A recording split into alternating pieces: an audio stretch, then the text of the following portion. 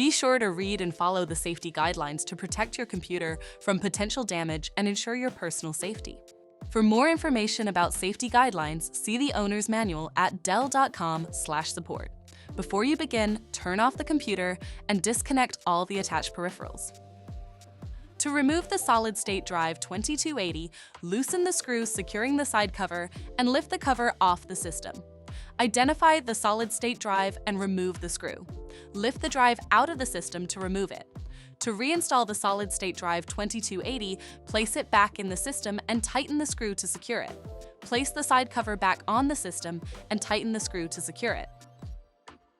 Please note, the system will only power on and exit service mode if the adapter is connected. For more information about your Dell system, visit dell.com/support.